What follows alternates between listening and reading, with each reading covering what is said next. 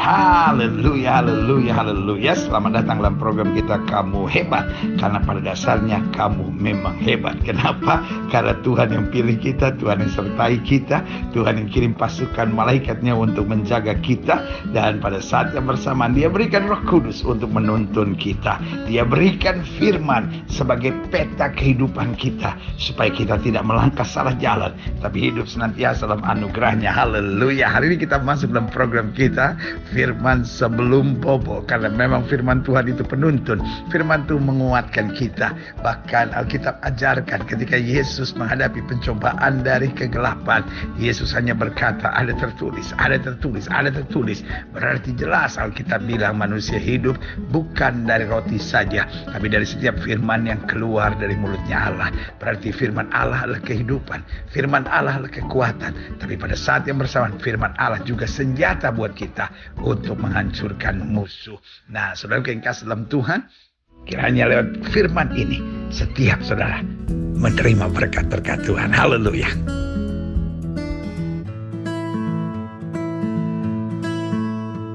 Haleluya.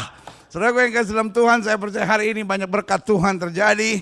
Hari ini saya mau masuk pada pembahasan selanjutnya, masih dalam 33 nama-nama Allah yang dahsyat.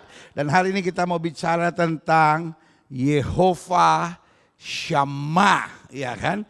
Atau Allah hadir, ya kan? Yehovah Shammah atau the Lord is present, atau Tuhan hadir. Ada dua kata Ibrani yang kita perlu mengerti di sini, karena seperti saya sudah bilang bahwa huruf Ibrani semua adalah huruf mati. Jadi kata Shammah dengan kata Shema itu punya unsur huruf yang sama, yaitu Shin, ya kan? Shin dari kata Shammah itu Shin, lalu Mem dan Hei. Jadi SMH. Ada kata Shammah artinya hadir, ada kata Shema artinya dengar. Tapi kemudian ada kata lagi Shamayim. Shamayim artinya sorga. Nah, apa hubungan semuanya itu menarik? Karena saya percaya beberapa kali saya jelaskan tentang kata Shema, ya kan? Dari kata Shema kemudian keluar kata Ishmael, ya kan? Ishmael artinya Elohim, El mendengar. Jadi Ishmael berarti Allah mendengar. Sementara Shamayim juga mulai dari kata sama, Shin, Mem, ya kan? Baru ada kata He, ada kata Yud. Shamayim itu artinya sorga. Nah, apa hubungan semuanya itu? Itu akan kita bahas hari ini. Dan saya percaya jemaat Tuhan pasti akan mengalami berkat-berkat yang dahsyat. Yang setuju sama saya katakan amin. Ya kan, haleluya. Yeskel 48 ayat 35.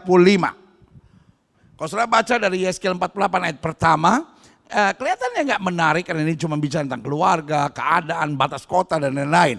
Tetapi masuk ayat 35 ada sesuatu yang menarik. Jadi keliling kota itu adalah 18.000 hasta.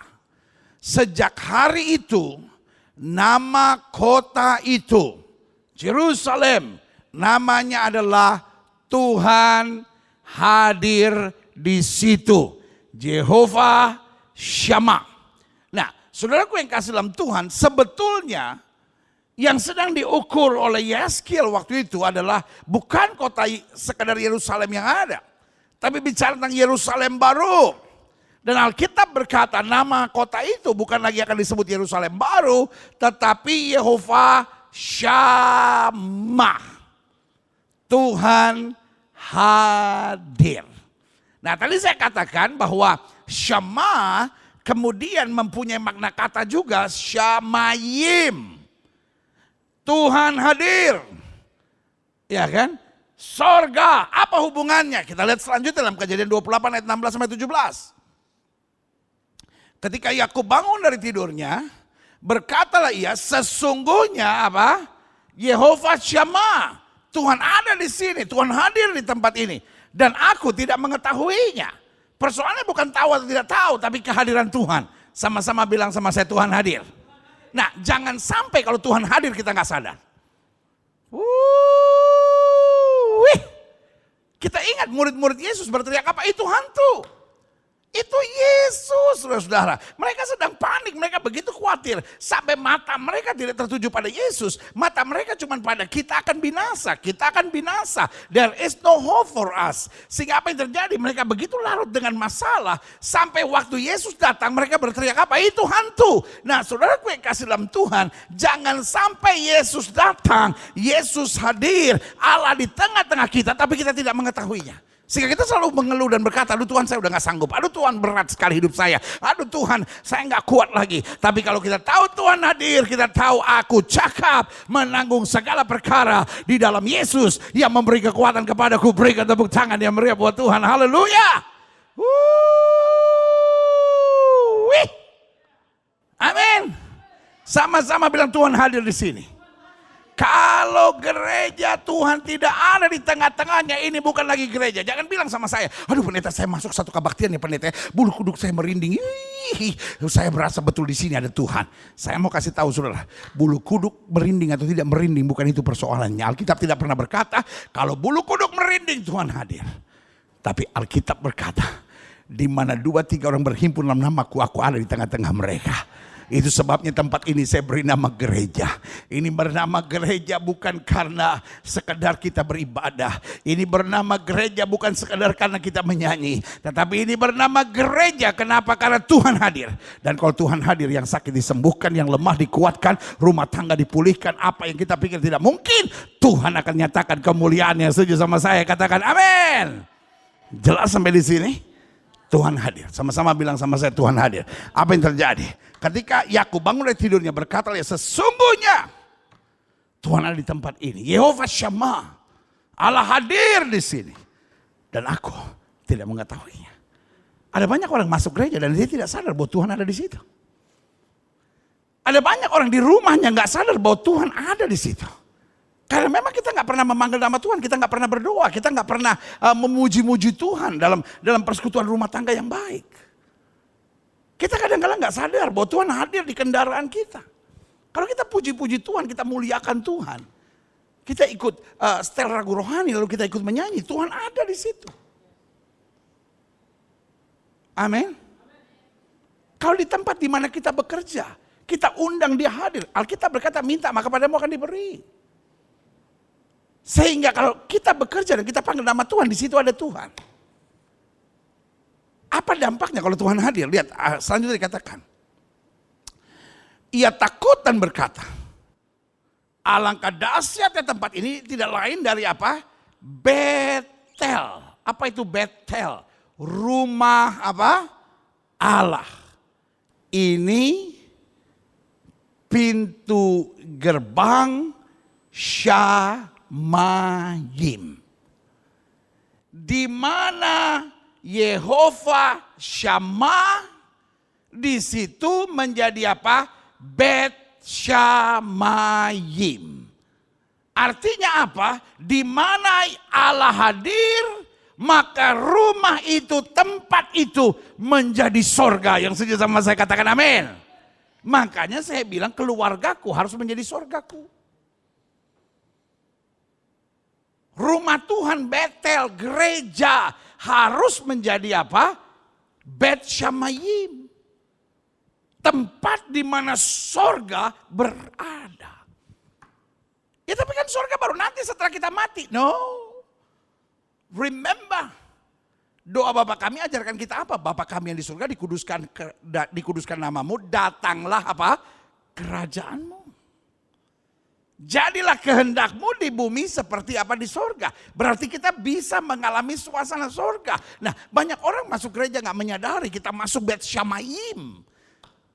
Karena apa? Karena Yehova Shammah, Tuhan hadir di sini. Amin. Makanya saya gak habis pikir kalau orang ke gereja datang pakai baju terbuka kiri kanan ya kan. Pakai rok mini, super sangat mini. Udah gitu terbelah lagi ya kan. Baju terbuka. angkat tangan. Malaikat aja mau berkati saudara sampai tutup muka begitu. Malu lihat kelakuan lu gitu ya kan. Jadi maksud pendeta apa? Maksud pendeta apa? Jadi kalau ke gereja kita pakai daster. Loh, bukan. Justru karena kita tahu Yehovah Shammah, Tuhan hadir, kita harus datang respect with God. Ya kan? Tahu nggak saudara? Kalau kita mau jujur. Sorry ya. Jangan tersinggung ya. Kalau kita mau jujur. Yang paling tidak bisa respect, tidak bisa menghargai kehadiran Tuhan melalui pakaian kesehariannya adalah gereja. Iya kan? Masa ke gereja pakai rok mini, masa ke gereja pakai baju terbuka sana terbuka sini, ya kan? Pakai belahan di sana, belahan di sini. Sorry. Mungkin selama menatap sana, tapi kan Tuhan gak melihat pakaian, Tuhan kan lihat hati, betul. Tetapi tetangga lu lihat pakaian lu, gitu ya kan? Makanya di dalam kitab Amsal dikatakan apa? Seperti apa? Baju apa? Orang yang gak benar gitu, baju pelacur gitu. Berpakaian seperti pelacur gitu. Aduh, pendeta ini kalau ngomong pedes ya kuping gua dengernya. Loh enggak saudara-saudara, tahukah saudara? Kenapa banyak gereja dibakar? Karena mereka bilang gereja itu bukan rumah Tuhan. Kalau itu memang rumah Tuhan, masa mereka pakai baju-bajunya, baju-baju yang sama seperti pakaian ke night club katanya gitu. Iya kan? Makanya saya sebagai gembala ingatkan buat setiap saudara. Di sini Tuhan hadir. Amin. Belajar kita menghargai Tuhan dengan pakaian kita. Kita harus tahu diri kapan kita ke gereja pakai baju yang menjadi berkat buat orang lain. Jangan sampai orang lihat kita ke gereja urut-urut dada gitu. Ya ampun, tuh orang mau kebaktian, la ilah. Duh, laki gua aja kalau ngelihat begitu bisa terikat dosa kali ini kalau begini. Iya kan? Loh, saya nggak bilang apa itu namanya kalau begitu nanti suruh dilempar Tuhan. Tuhan lihat hati saudara, I know. Tetapi kan kita juga perlu jadi kesaksian, yang setuju sama saya katakan amin. Kita perlu jadi kesaksian. Alkitab bilang supaya orang melihat perbuatanmu yang baik dan memuliakan Bapamu yang di sorga. Supaya orang melihat pakaianmu yang benar dan memuliakan Bapa di sorga. Jangan sampai orang melihat pakaian kita dan berkata, aduh gua gak mau masuk gereja. Ngeri ngeliat orang gereja. Pakaiannya begitu. Waduh, laki gua bisa-bisa masuk gereja cuman karena pengen lihat paha-paha yang terbuka aja gitu. Sorry kalau saya ngomongnya terlalu jelas saudara-saudara. Karena apa? Ini rumah Tuhan, yang setuju sama saya katakan ini rumah Tuhan. Jadi kalau saudara masuk ke gereja gitu ya kan, bukan soal gedungnya. Ingat gak lagu sekolah minggu berkata? Ya kan? Gereja bukanlah gedungnya, bukan pula menaranya. Bukalah pintunya, lihat di dalamnya. Gereja adalah orangnya. Ya kan? Lagu sekolah minggu aja gitu. Aku gereja, kamu gereja, kita sama-sama gereja yang mengikut Tuhan di seluruh dunia. Kita sama-sama gereja.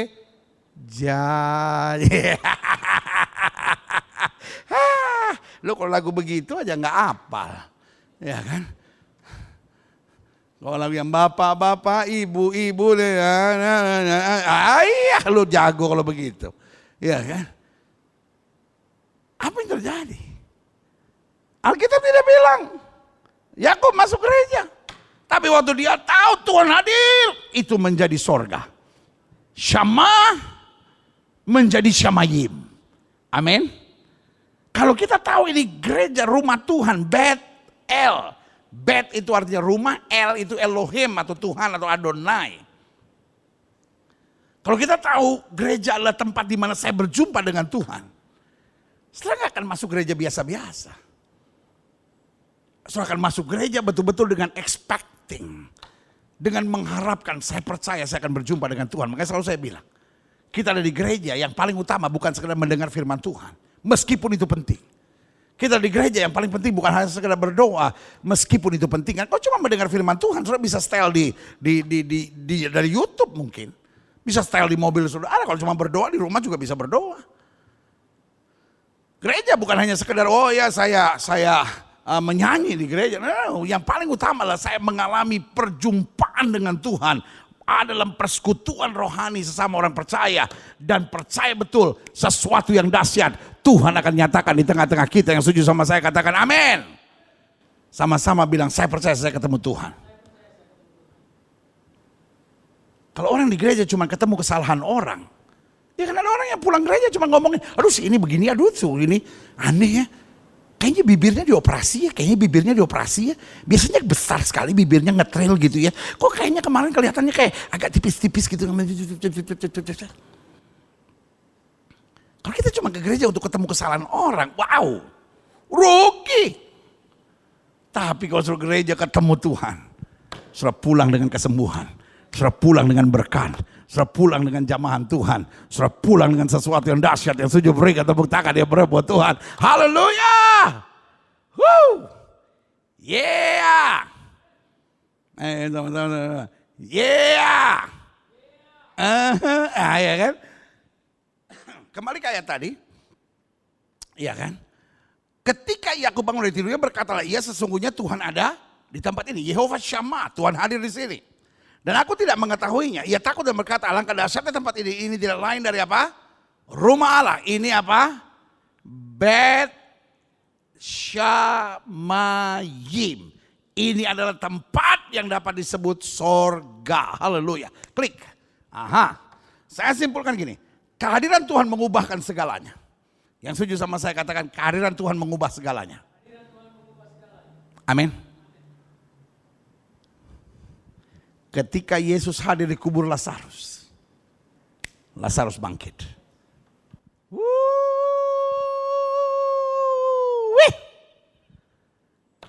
Ketika Yesus hadir di Danau Galilea yang sedang bergejolak, danau menjadi tenang dan teduh.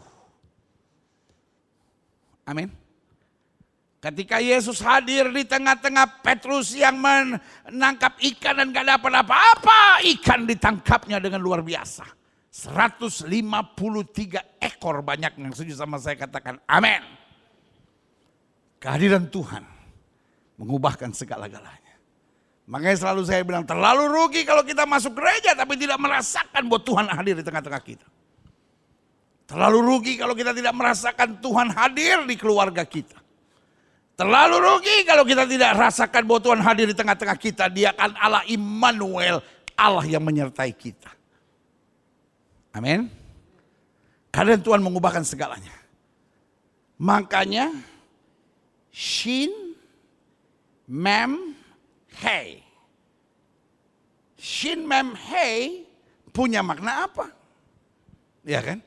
Tuhan mendengar. Shema. Kata Shema berarti Tuhan mendengar.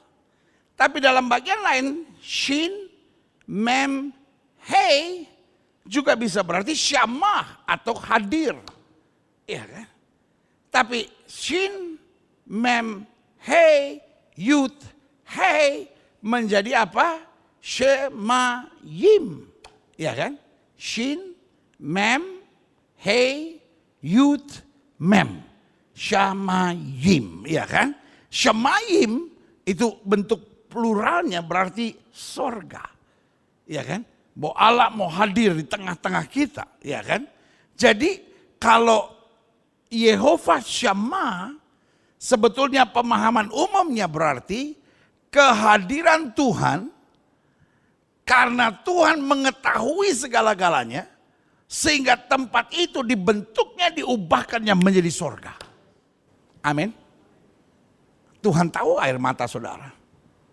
Tapi sorry untuk bilang ini. Tuhan juga tahu kemunafikan saudara. Tuhan juga tahu kebobrokan hidup saudara. Jangan bersembunyi di gereja. Lalu saudara pikir saudara sedang apa itu namanya. Bersembunyi dengan jubah-jubah kerohanian saudara. Saudara pikir kalau saudara angkat tangan.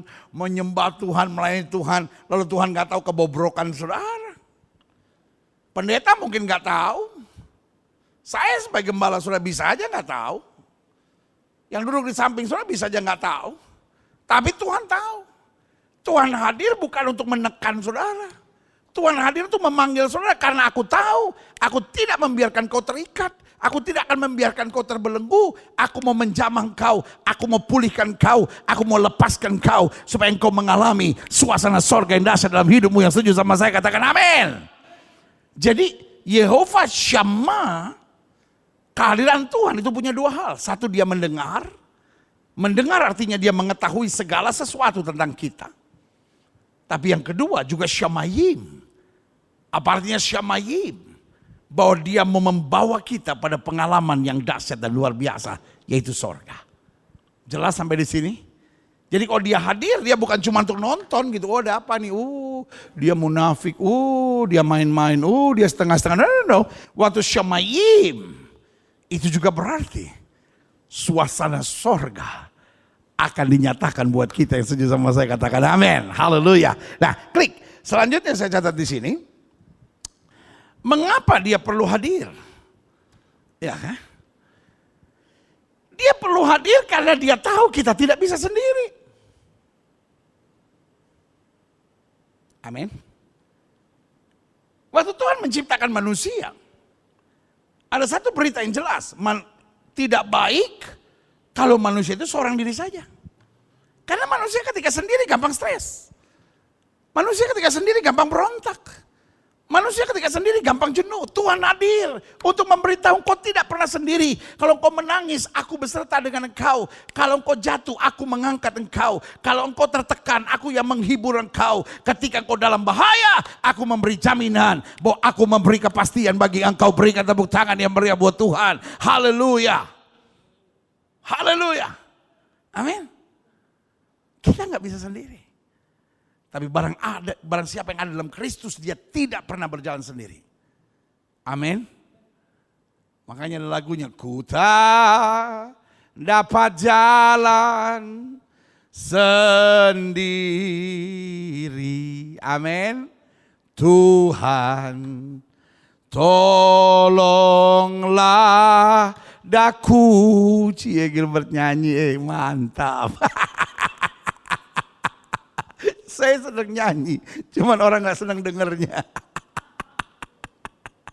Bukan pendeta, saya bukan gak senang dengernya pendeta. Kuping saya mau pecah kalau dengernya, dosa lu, terlalu menghina, macam-macam aja kan. Tapi memang pada saat kita gak bisa sendiri. Sampai Musa bilang gini, kalau Tuhan gak menyertai aku tidak berangkat. Habis aku kalau Tuhan gak beserta aku. Sama-sama bilang sama saya, kalau Tuhan gak beserta aku, habis aku. Sama-sama bilang sama saya, kalau Tuhan gak beserta aku, habis aku. Kalau kita bisa tegak sekarang itu karena Tuhan beserta kita. Kalau kita masih bisa kuat sampai hari ini itu karena Tuhan. Kalau kita masih bisa tersenyum sampai hari ini. Kalau kita masih bisa melayani hari ini, semua karena Tuhan serta kita. Amin. Karena jangan pernah takut. Tuhan perlu hadir di tengah-tengah kita karena kita gak bisa sendiri. Amin. Ingetin tuh kalau suami sudah mau berangkat kantor, ingetin, Papa tidak sendiri Pak, Tuhan serta Papa. Jadi kalau dia mau bawa cewek lain, dia ada Tuhan di situ. Dia kan mikir, aduh ada Tuhan. Ada banyak orang kan waktu dia selingkuh misalnya, dia pikir Tuhan lagi buang muka. Dia pikir Tuhan mungkin lagi sibuk. Pendeta ini ada aja maksudnya sih Tuhan buang muka. Enggak, mungkin Tuhan lagi sibuk urusan lain, jadi Tuhan urusin kerjaan dulu ya, mungkin Tuhan juga lagi sibuk ya, jangan urusin saya mau selingkuh dulu ya kan. Coba. Makanya ada banyak orang pacaran dilakukan hubungan seks sebelum nikah, kenapa? Karena dia gak sadar bahwa Tuhan hadir. Saudara bayangin gak tuh? Saudara buat yang gak sama pacar saudara, Tuhan ada di situ. Terus kalau Tuhan ada di situ, kira-kira dia menangis atau tersenyum? Kecewa dong, masa anakku pelayanan di gereja, masa anakku aktif, masa anakku nyanyi-nyanyi buat Tuhan, masa anakku terlibat dalam kegiatan-kegiatan rohani, kelakuannya seperti ini. Sadar Pak, jangan cuma amin-amin aja Pak. Ya kan? Kalau Tuhan hadir, mana berani kita berbuat dosa. Tuhan hadir karena dia tahu kita gak bisa sendiri. Dua, mengapa dia perlu hadir? Dia ingin manusia tahu bahwa dia tahu. Amin. Tahu gak saudara, kadang-kala yang membuat kita kecewa, kita kadang-kala mikir gini, Tuhan tahu gak ya saya sedang dalam pergumulan ini? Tuhan tahu gak ya saya diperlakukan tidak adil? Tuhan tahu gak ya saya udah lakukan yang terbaik lalu saya dihina orang? Tuhan tahu nggak ya orang yang tolong saya justru mengkhianati saya? Tuhan tahu nggak ya? Bahwa saya selama ini berdoa, Tuhan tahu nggak bahwa selama ini saya hidup benar? Tuhan tahu nggak bahwa saya selama ini menjauhkan diri dari dosa? Tuhan tahu nggak bahwa saya diizinkan menghadapi semuanya ini? Dia hadir untuk meyakinkan kita. Dia tahu. Sama-sama bilang Yesus tahu. Tepuk sebelah saudara dan bilang, jangan khawatir, Yesus tahu. Yesus tahu nggak rumah saudara baru disita oleh bank? Yesus tahu nggak bahwa saudara sedang dikhianati orang? Yesus tahu nggak bahwa setiap malam saudara harus nangis sendiri karena apa yang terjadi selama ini dalam hidup saudara? Hari ini saya harus nyatakan dengan jelas, tegas, Yesus tahu. Sama-sama bilang sama saya, Yesus tahu. Terus kalau Yesus tahu dia biar aja gitu. Terus kalau Yesus tahu dia diam aja gitu. Terus kalau Yesus tahu dia acuh aja gitu. No way. Kalau Yesus tahu, tepat pada waktunya dia bertindak untuk menyatakan kemuliaan yang sama saya katakan amin. Haleluya. Sama-sama bilang Yesus tahu. Itu aja. Saya ingat cerita Yesus masuk ke kolam Bethesda. Waktu Yesus masuk kolam Bethesda, dia lihat ada orang yang lumpuh, terbaring di sana. Alkitab berkata apa? Karena Yesus tahu bahwa dia sudah lama berbaring, Yesus dekati dan Yesus bertanya, maukah engkau sembuh? Wow, dahsyat. My Jesus is an action God. Yesus saya adalah Tuhan yang mau bertindak, mau action. Yesus saya bukan omdo. Yesus saya bukan janpas, tahu janpas. Janji-janji palsu, ya kan. Tapi Yesus saya is God of action. Ketika dia tahu saya susah, ketika dia tahu saya air mata, kita bilang apa?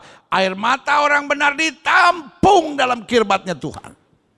Yesus tahu. Amin. Yang ketiga, mengapa dia perlu hadir? Dia ingin mengerjakan segala hal yang manusia tidak bisa. Dia bukan Allah yang mau gerecokin hidup kita. Saudara ingat gak waktu Stefanus dirajam batu sampai mati? Kenapa Stefanus tenang? Kenapa Stefanus tidak stres? Kenapa Stefanus tidak mengutuk siapapun? Karena Stefanus bilang apa? Aku melihat anak manusia berdiri di sebelah kanan tata Allah menyambut aku. Buat apa Yesus hadir di situ? Mengerjakan apa yang manusia tidak bisa, apa yang Stefanus nggak bisa. Stefanus nggak bisa tahan emosinya, Stefanus nggak bisa tahan penderitaannya, Stefanus nggak bisa tahan kekecewaannya, Stefanus nggak bisa tahan pemberontakannya. Tapi karena Yesus hadir, yang Stefanus nggak bisa kerjakan, Yesus yang mengerjakan bagi dia. Berikan tepuk tangan dia meriah buat Tuhan. Haleluya, haleluya, amin. Lihat waktu Sadam Meshach Abednego dilempar ke dapur api yang dipanaskan 7 kali lipat, apa yang terjadi? Ada anak manusia. Kenapa Tuhan perlu hadir ketika Sadam Meshach Abednego dilempar ke dapur api yang dipanaskan 7 kali lipat? Karena dia akan mengerjakan yang Sadam Meshach Abednego tidak bisa kerjakan. Yesus perlu hadir di tengah-tengah Yakub untuk bisa mengerjakan apa yang tidak bisa dikerjakan. Yesus perlu hadir di Yerusalem yang baru untuk mengerjakan apa yang tidak bisa kita kerjakan. Yesus perlu hadir di keluarga kita. Amin. Pastikan mulai hari-hari dengan doa. Pastikan mulai setiap pekerjaan sudah masuk, setiap kali sudah masuk ruang kerja saudara. Ambil waktu 2 menit sampai 3 menit. Tunduk kepala di meja saudara. Ucapkan berkat, undang Yesus hadir. Sehingga apa yang saya nggak bisa kerjakan, Yesus yang akan kerjakan buat saya. Amin. Jelas? Haleluya. Selanjutnya, mengapa dia perlu hadir? Untuk menunjukkan kepeduliannya atas segala yang kita alami. Maria dan Marta menangis. Maria dan Marta menangis karena apa? Saudara laki-laki mereka yang bernama Lazarus mati. Yesus datang. Yohanes 11 ayat 35. Maka menangislah Yesus. Manusia menangis berbeda dengan Yesus menangis. Manusia menangis karena ketidakmampuan. Manusia menangis karena ketertekanan. Manusia menangis karena keputusasaan. Manusia menangis karena tidak tahu apa yang harus dia kerjakan. Tapi sangat berbeda dengan Yesus. Yesus tidak menangis karena putus asa. Yesus tidak menangis karena don't know what to do. Yesus tidak menangis karena tidak tahu apa yang harus dia kerjakan. Yesus nggak menangis karena ketertekanannya. Tapi Yesus menangis karena kepeduliannya. Dia nggak tahan melihat air mata dari Marta dan Maria. Dia ngomong apapun. Maria dan Marta udah gak percaya apa-apa lagi. Dia cuma bilang, ya aku tahu dia akan dibangkitkan pada akhir zaman. Dia bilang, waktu kamu percaya, kamu akan melihat kemuliaan Allah dinyatakan. Lalu akhirnya dia berdiri di depan kubur Lazarus. Dan dia tunjukkan dia menangis bukan karena putus asa, dia menangis bukan karena sedih. Dia menangis bukan karena there is no other way out. Dia menangis bukan karena he doesn't know what to do. Tapi dia menangis karena kepeduliannya, rasa empatinya, begitu cintanya dia kepada kita. Dia hadir untuk menunjukkan kepeduliannya. Dia peduli dengan persoalanmu. Dia peduli dengan mimpi-mimpimu. Dia peduli dengan cita-citamu. Jangan pernah mikir, nggak ada orang yang dukung saya pendeta. Nggak mungkin saya bisa jadi seperti yang saya harapkan. Kalaupun nggak ada yang mendukung saudara, Yesus bersama dengan saudara. Dan saya cuma mau bilang walaupun semua orang meninggalkan saya, selama Yesus masih bersama dengan saya akan melihat janji-janji Tuhan tergenapi.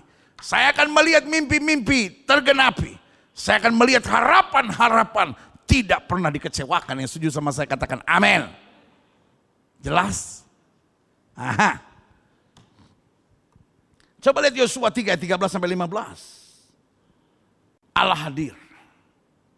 Ketika Yosua dalam pergumulan, dia baru saja dapat mandat setelah Musa hamba Tuhan itu mati, maka berfirmanlah Tuhan kepada Yosua, persiapkan dirimu. Yosua sebagai hamba Tuhan yang masih muda, dia bergumul, waduh, orang akan percaya nggak kepadaku? So dia dapat tugas pertama. Tugas pertamanya adalah berhadapan dengan Jericho. Waktu dia melihat Jericho, dia pikir, oh my God, this is a very strong city. Ini kota yang sangat kuat. Mampukah saya mengalahkannya? So dia bangun pagi-pagi, dia bingung lihat semuanya itu. Tiba-tiba Tuhan hadir. Coba lihat sini. Ketika Yosua dekat Jericho, ia melayangkan pandangannya, dilihatnya seorang laki-laki berdiri di depannya dengan pedang terhunus di tangannya. Yosua mendekatinya dan bertanya kepadanya, friend or foe? Kamu teman atau kamu musuh? Tiba-tiba lihat ayat 14, jawabnya bukan. Tapi akulah panglima bala tentara Tuhan. Sekarang aku syama. Sekarang aku apa? Hadir. Amin. Ini katakan apa? Lalu sujudlah Yosua dengan mukanya ke tanah, menyembah dan berkata kepadanya, apakah dikatakan Tuanku kepada hambanya ini? Dan panglima bala tentara Tuhan itu berkata kepada Yosua, tanggalkanlah kasutmu dari kakimu, sebab tempat engkau berdiri itu kudus. Dan Yosua pun berbuat apa? Demikian. Yosua melihat kehadiran panglima bala tentara Tuhan, dia bertanya, are you friend or foe? Kamu teman atau kamu lawan? Karena dalam pikiran Yosua cuma sederhana. Kalau panglima bala tentara Tuhan datang untuk menjadi kawan, wow, amanlah aku. Tapi kalau dia datang sebagai lawan, habis.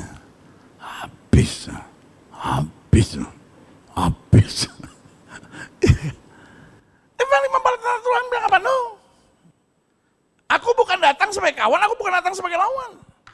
Dengan lain kata, panglima bala tentara Tuhan mau berkata, kalau kehadiranku membuat engkau berpikir aku menjadi lawanmu, I am your foe. I am your enemy. Aku akan berhadapan dengan kau. Tapi kalau kehadiranku engkau anggap sebagai teman, maka aku datang untuk membela engkau. Amin. Ada banyak orang kan kayaknya firman Tuhan kita anggap nyusahin kita gitu.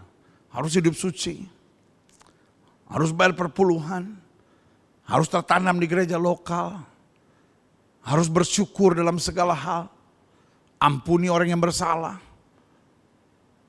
Doakan orang yang menganiaya kita. Berkati orang yang mengutuk kita. Belajar mengalah. Tetap rendah hati. Wah, kadang-kadang kita bilang gak bisa loh. Kalau kita mau berhadapan dengan Tuhan, maka Tuhan akan menjadi lawan buat kita. And you are finished. Habis kita. Tapi sebaliknya, seberat apapun firman Tuhan, kalau kita anggap itulah yang harus saya kerjakan, maka Tuhan juga yang akan melakukan perkara-perkara dasar di tengah kita. Berikan tepuk tangan yang meriah buat Tuhan. Haleluya. Haleluya. Amin. Nah, saya pelajari gini. Berarti maksud kehadiran Tuhan, maksud Yehova Shammah dapat menjadi sesuatu yang positif, yaitu menolong kita, mengangkat kita, memulihkan kita, serta membawa damai buat kita. Minimal ada 4 hal. Iya kan? Kehadiran Tuhan bisa jadi positif buat kita, yaitu menolong kita, mengangkat kita, memulihkan kita, serta membawa damai buat kita. Namun juga dapat menjadi negatif buat kita. Mungkin setelah menatap saya berkata, loh, masa kan kalau Tuhan hadir justru negatif buat saya? Iya kan? Kapan maksud kehadiran Tuhan menjadi sesuatu yang kelihatan negatif buat kita? 1, ketika kita tetap mau melakukan dosa dan kita tetap mengeraskan hati. Iya kan? Meskipun Tuhan udah hadir dalam hidup kita, meskipun Tuhan sudah sembuhkan penyakit kita, meskipun Tuhan sudah memberkati kita, tapi kita tetap masih melakukan dosa, kita tetap masih mengeraskan hati. Hello? Kira-kira ada nggak kayak gitu? Hello? Ada nggak gitu yang sudah ke gereja, sudah diberkati Tuhan, sudah kenal firman Tuhan, tapi masih tetap hidup dalam dosa dan tetap mengeraskan hati? Ya memang saya begini mau diapain pendeta? Loh saya memang istri piaraan kok pendeta. Ya habis gimana pendeta? Saya susah gitu ninggalin hubungan seks sebelum nikah. Saya susah ninggalin judi gitu. Saya susah ninggalin obat terlarang gitu. Waduh, kita memposisikan diri sebagai God's enemy. Kenapa? Karena buat saya, sorry to say this, kita mulai main-main sama Tuhan. Alkitab bilang jangan kamu sesat, Allah tidak membiarkan dirinya dipermainkan. Tuhan tidak lihat betapa besarnya dosamu. Tapi kalau engkau mau bertobat, engkau mau minta ampun, engkau mau berserah pada Tuhan, Tuhan memulihkan keadaanmu dan melakukan perkara besar. Yang setuju sama saya katakan amin. Amin. Kapan keadaan Tuhan menjadi sesuatu yang positif? Kalau kita tetap mau hidup dalam dosa dan tetap mengeraskan hati. Yang kedua, kapan maksud kehadiran Tuhan menjadi negatif? Ketika kita mempermainkan pekerjaan Tuhan. Makanya Alkitab bilang apa? Dalam Yeremia, terkutuklah orang yang melakukan pekerjaan Tuhan dengan lalai. Kalau orang mempermainkan pekerjaan Tuhan, artinya gini, dia kelihatannya melayani, tapi gak sungguh-sungguh hidup buat Tuhan. Kelihatannya dia melayani, tapi fokusnya cuma uang. Ketika dia melayani, tapi gak jujur. Ketika dia melayani, tapi kerjaannya cuma ngomongin orang. Ketika dia melayani, tapi hidupnya gak beres, saudaraku, izinkan saya mengingatkan buat saudara. Kehadiran Tuhan menjadi sesuatu yang apa? Negatif. Kita berkata, aku Tuhan yang mengangkat, tapi aku Tuhan juga yang menjatuhkan. Aku Tuhan yang menghidupkan, aku Tuhan juga yang apa? Mematikan. Tuhan datang ke Sodom dan Gomora. Tapi Tuhan datang bukan untuk memberkati Sodom dan Gomora. Tuhan datang untuk menghancurkan Sodom dan Gomora. Kenapa? Karena Sodom dan Gomora berkali-kali diperingatkan Tuhan. Berkali-kali diperingatkan Tuhan, tapi tetap mengeraskan hati. Kehadiran Tuhan menjadi sesuatu yang positif, menjadi sesuatu yang negatif buat Sodom dan Gomora. Jangan sampai kehadiran Tuhan menjadi sesuatu yang negatif. Biarlah kalau Tuhan datang, dia pulihkan kita, dia kuatkan kita, dia hiburkan kita, dia beri damai di hati kita. Yang setuju katakan amin. Amin. Ketiga, kapan maksud kehadiran Tuhan menjadi sesuatu negatif? Ketika kita tetap melawan Tuhan. Ya, saya sih tahu itu kebenaran, tapi nggak bisa. Saya sih tahu, tapi nggak mungkin. Saya sih tahu, tapi gengsi dong. Saya sih tahu, tapi aduh, nanti deh saya bertobat kalau udah tua. Ini dia, namanya melawan Tuhan. Tahu kebenaran, tapi melakukan yang sebaliknya. Ketika kita tetap gak mau sungguh-sungguh memperhatikan suaranya. Ketika kita tidak sungguh-sungguh memperhatikan suaranya, artinya gini, kita dengar tapi tidak menjadi pelaku. Alkitab bilang apa? Kalau kamu dengar tapi tidak melakukannya, kamu sama seperti orang yang bodoh. Sehingga kehadiran Tuhan menjadi sesuatu yang negatif. Makanya Alkitab berkata, dia sama seperti membangun rumah dari dasar pasir. Ketika angin ribut melanda, goncang semuanya. Makanya dalam hidup saya percaya, Tuhan pada dasarnya adalah Allah yang maha hadir. Yang setuju sama saya katakan Tuhan maha hadir. Sama-sama bilang Tuhan hadir di gereja. Tuhan hadir di rumah saya. Tuhan hadir di pekerjaan saya. Tuhan hadir di keseharian saya. Tuhan hadir dalam hidup saya. Haleluya. Klik. Aha. Jika kita tahu Tuhan hadir, maka yang pertama, saya harus sadar kehadirannya. Jangan sampai Tuhan hadir dan kita nggak sadar. Yesus bilang apa tentang Yerusalem? Yerusalem, Yerusalem. Kau telah membunuh nabi dan melemparinya dengan batu. Aku berkali-kali mau mengumpulkan engkau. Engkau tidak sadar kapan Allah melawat engkau. Pastikan kalau engkau tahu Tuhan memanggil engkau bertobat. Pastikan ketika Tuhan hadir untuk merubah hidupmu. Pastikan kau berkata, yes Lord. Ya Tuhan. Amin. Jangan sampai Tuhan berbicara kita tetap mengeraskan hati. Makanya Yosua waktu tahu ini panglima bala tentara Tuhan, dia sujud. Makanya Yakub waktu mengetahui Tuhan hadir, dia sujud. Artinya kita dalam posisi siap untuk melakukan apa saja yang Yesus mau dalam hidup kita. Kalau Tuhan hadir dan kita siap, saudaraku yang kasih dalam Tuhan, saya percaya banyak hal dahsyat terjadi. Kita punya Tuhan yang hadir. Kita bukan punya Tuhan yang cuma ngelihat kita dari sorga dan memandangi anak-anaknya.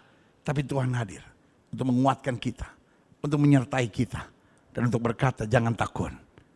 Aku menjadi pembela buat kamu. Haleluya. Yang kedua, jika tahu Tuhan hadir, buka hati. Siapa tahu ada teguran. Atau ada nasihat yang perlu kita perhatikan. Alkitab bicara tentang seorang anak muda yang bernama Samuel. Dia tinggal di rumah Imam Eli. Ketika dia tidur ada suara yang berkata, Samuel, Samuel. Dia bangun, dia datangi Imam Eli dan berkata, adakah Bapak memanggil aku? Tidak anakku, tidurlah. Tiba-tiba dengan jelas dia sedang tidur, dia dengar lagi suara Samuel, Samuel. Dia terbangun, dia datangi lagi Imam Eli dan dia berkata, Bapak, adakah Bapak memanggil aku? Dia udah mulai curiga, jangan-jangan Eli udah pikun ini. Apa yang terjadi? Imam Eli berkata, tidurlah. Aku tidak memanggil engkau anakku. Dalam pikiran Imam Eli mungkin dia terlalu lelah. Dia sampai ngigo. Sementara dalam pikiran Samuel, jangan-jangan dia sudah terlalu tua. Makanya dia udah pikun. Ketiga kali dia dengar lagi suara Samuel, Samuel. Samuel bilang, ini pasti. Dia datang lagi. Eli berkata, kalau ada suara itu satu kali lagi, katakan begini, berbicaralah, sebab hamba siap untuk mendengarkannya. Amin. Itu yang saya bilang, kalau Tuhan hadir, buka hati.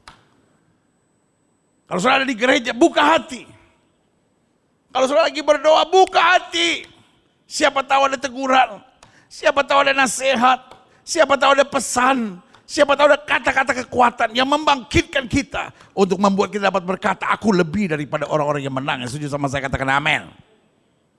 Amin. Berbicaralah sebab hamba-Mu siap untuk mendengarkannya. Yang ketiga, jika kita tahu Tuhan hadir, bersorak-sorailah, karena pasti ada sesuatu yang baik. Makanya saya bilang gereja ini harus gereja sukacita. Orang yang nggak bisa tertawa dilarang masuk di gereja ini, karena saudara bikin virus negatif. Gembala gue udah nggak ada, galak lagi. Gereja ini gereja sukacita kok. Kita tahu Tuhan hadir, bersorak. Jangan sambil bersorak mikir, ya utang gue banyak. Jangan sambil menyanyi mikir, Tuhan umur 37, kapan dapat pasangan teman hidup, ya kan? Iman tanpa perbuatan pada hakikatnya mati. Dalam nama Yesus, dalam nama iya kan? Waktu kita ada di rumah Tuhan, kita bersorak-sorai. Kenapa kita bersorak-sorai? Kita tahu sesuatu yang baik pasti terjadi. Kita bangun pagi, kita bersorak-sorai karena kita tahu sesuatu yang baik pasti terjadi. Amin. Sama-sama bilang sama saya percaya sesuatu yang baik pasti terjadi. Berikan tepuk tangan yang meriah buat Tuhan, haleluya. Dan yang keempat, jika kita tahu Tuhan hadir, serahkan semuanya kepadanya. Biar dia yang atur, dia yang bereskan. Kalau Tuhan yang atur pasti beres. Kalau Tuhan yang bereskan pasti selesai. Amin. Iya kan? Yesus datang. Murid-murid lagi bingung. Gelombang sedang menghantam danau Galilea. Yesus bilang, tenanglah, aku ini, jangan takut. Tiba-tiba Petrus bilang apa? Tuhan, jika benar itu Engkau Tuhan, suruh aku berjalan di atas air. Nah ini. Kalau Petrus gak usah ngomong-ngomong yang aneh-aneh. Kalau semua murid berkata, yes kami percaya, pasti langsung tenang. Amin. Tapi apa yang terjadi? Petrus kayak kita-kita ini, sok tahu, sok jago, sok pintar gitu. Wah Tuhan saya bisa, pokoknya saya bisa. Wah Tuhan kadang-kadang terlalu baik sih. Orang kayak begitu belum ditempelin sama Tuhan, belum dihajar sama Tuhan. Wah Tuhan, udah. Suruh aku berjalan di atas air. Yesus gak bilang, jangan. Dia bilang, silahkan. Petrus jalan di atas air. Gaya. Untuk sementara bisa. Kita kadang-kadang kalau bisa beresin sedikit, kayaknya nih semua karena gua nih. Semua karena gua nih gitu kan. Yehova Shammah. Tuhan hadir. Kenapa Tuhan hadir? Yehova Shammah. Tuhan dengar. Dan kalau Tuhan dengar, Tuhan hadir. Kalau Tuhan tahu kita perlu, Tuhan hadir. Dan kalau Tuhan hadir, Yehova Shammah menjadi Bet Shamayim. Menjadi sorga. Amin. Amin. Meskipun badai sedang bergejolak, Yesus datang, sorga. Amin. Tetapi Petrus belagu, tengil, sok tahu, sok pintar, sok jago. Bilang sama sebelah saudara kayak lu gitu. Ya ilah Gilbert, udah gak ada di tempat pakai ngejailin orang lagi ya kan. Iya, kayak kita gitu. Akhirnya apa yang terjadi? Dia mulai, ya kan makanya saya bilang, kapal sudah jauh, Yesus belum dekat. Nah, kapal sudah jauh, Yesus belum dekat. Dia mulai rasa tiupan angin, mulai goyah, tenggelam. Kalau saya jadi Yesus, saya tertawa dan bilang, rasa ngana, sok jago ngana pikir kita kuadang lemong, kita datang ngananya percaya. Sekarang ngana baru rasa ya, oke bye Petrus. Tinggal semua berdiri. Dari yakinku teguh, hati ikhlasku penuh, telah gugur salah seorang muridku, Petrus. Ya kan? Ya kan pas bikin gara-gara.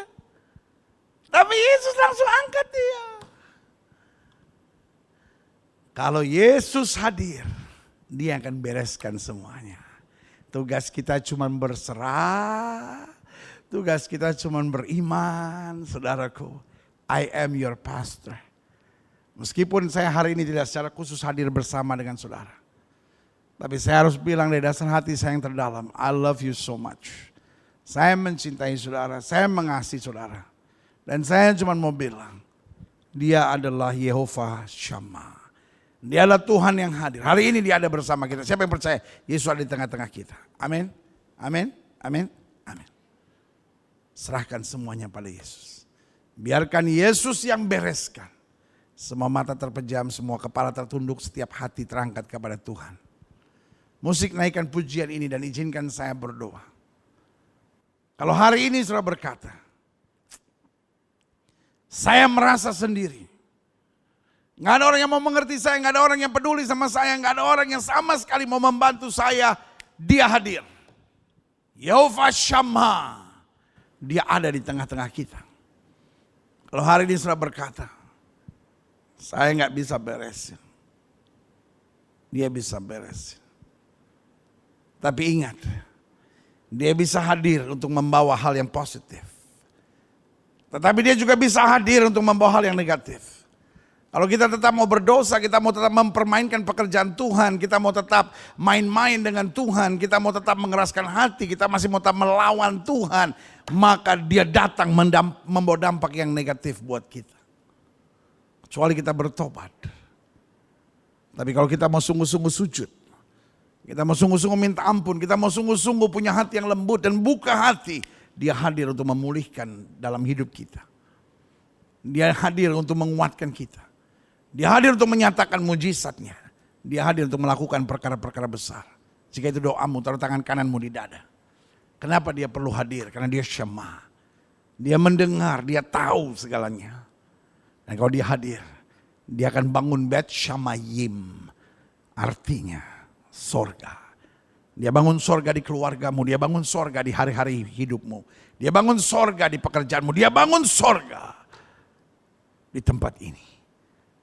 Sehingga hari ini setiap saudara dapat berkata, aku bukan hanya ke gereja, tetapi ini adalah pintu gerbang surga. Aku tahu di sini Yesus hadir. Aku tahu dia hadir untuk memulihkan segalanya. Karena dia hadir penyakitku disembuhkannya. Karena dia hadir aku dikuatkannya. Karena dia hadir rumah tanggaku dipulihkannya. Jika itu doamu, taruh tangan kananmu di dada.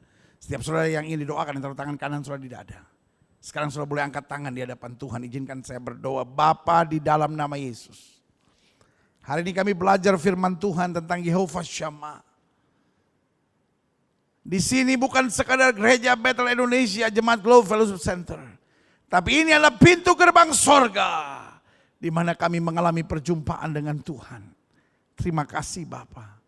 Selama ini kami merasa sendiri. Selama ini kami merasa nggak ada yang peduli. Selama ini kami merasa kami berjuang sendiri. Tapi hari ini kami tahu. Engkau Allah yang mau mengerti. Engkau Allah yang mau peduli. Engkau Allah yang mau mengambil alih segala sesuatu yang kami nggak bisa kerjakan. Terima kasih Tuhan Yesus. Terima kasih Tuhan Yesus. Lihat tangan-tangan yang terangkat. Lihat hati yang terbuka. Lihat setiap mereka yang berseru kepada Tuhan. Lihat setiap mereka yang sedang dalam pergumulan. Satu persatu Tuhan jamah ya Allah. Lihat mereka yang sedang memiliki mimpi-mimpi yang besar. Tetapi karena badai, karena tekanan, karena kekecewaan, akhirnya mereka kehilangan semangat. Tuhan jamah, yakinkan mulai hari ini bahwa kami hanya perlu mengandalkan Tuhan saja. Di keluarga kami Yehova Shammah. Di kantor kami Yehova Shammah. Di gereja Yehova Shammah. Dalam keseharian kami Yehova Shammah. Allah hadir. Allah mengangkat. Allah memberi semangat. Allah memulihkan. Allah membuat segala sesuatunya indah. Terima kasih Tuhan Yesus. Terima kasih. Kami mau sungguh-sungguh mengandalkan Tuhan. Kalau ada kekerasan di hati kami, ampuni. Sehingga kami bertobat sungguh-sungguh. Hamba juga doa buat yang sakit, ya Allah. Setiap saudara yang sakit, letakkan tangan kananmu di bagian tubuhmu yang sakit. Bapak, kami tolak sakit penyakit.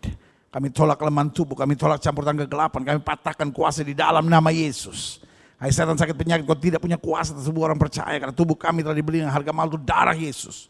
Darah yang tercurah tubuh kami, lebay Roh Kudus, bukan tempat penyakit. Kami perintahkan sekarang keluar dalam nama Yesus. Keluar dalam nama Yesus.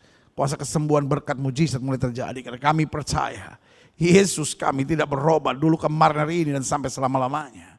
Dengan iman kami nyatakan oleh bilur-bilur Kristus, kami yang percaya sudah dijamah dan disembuhkan Tuhan dengan kuasa-Mu yang dahsyat. Haleluya. Haleluya, haleluya. Haleluya, kami imani. Kami imani. Setiap saudara yang sudah doakan untuk kesembuhan, sama-sama katakan oleh bilur Yesus, saya sudah sembuh. Oleh bilur Yesus, saya sudah sembuh. Alkitab berkata apa saja yang kamu ucapkan, kalau kamu tidak bimbang, itu akan terjadi. Yakinkan engkau sembuh oleh bilur Yesus. Di Bapa, hamba mengasihi jemaat-Mu satu persatu. Apa yang Tuhan taruh di hati hamba sudah hamba sampaikan bagi umat-Mu. Hamba doa firman termeterai. Apa saja yang mereka kerjakan berhasil. Mereka gak turun, mereka naik. Mereka gak jadi ekor, mereka jadi kepala. Dimanapun mereka berada, Yehova Shammah menjadi bagian hidup mereka. Bahwa Tuhan hadir di keluarga, Tuhan hadir di pekerjaan, Tuhan hadir di studi mereka, Tuhan hadir di keseharian hidup mereka. Tuhan hadir setiap kali kami ada di rumah Tuhan untuk menguatkan, memulihkan, menyempurnakan, mendorong kami untuk melakukan segala kehendak Tuhan. Terima kasih Bapa. Terima kasih Bapa. Di dalam nama Yesus, haleluya. Kita tahu Dia Tuhan yang ajaib. Kita tahu Dia Tuhan kekuatan kita. Kita tahu Dia Tuhan yang menyempurnakan kita. Dia ada di tengah kita. Imani sesuatu yang baik terjadi. Haleluya. Haleluya. Haleluya. Haleluya. Haleluya.